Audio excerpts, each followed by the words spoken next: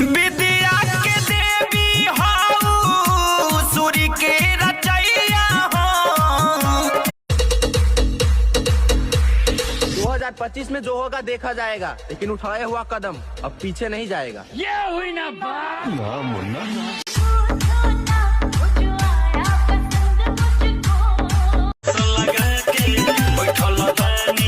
खोली पलक झलक दिखाई ना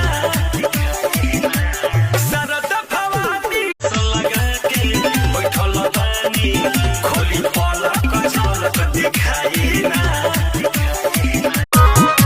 विद्या के देवी हो सूर्य के रचैया हो। तू हमारो बिगड़ी बना गाना सरस्वती मैया हो।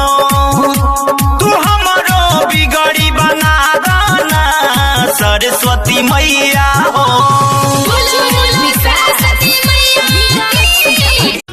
होली में मायर होते चाहे होते झगड़ा, होली में मायर होते चाहे होते झगड़ा, दारू पी के रंग रे पतर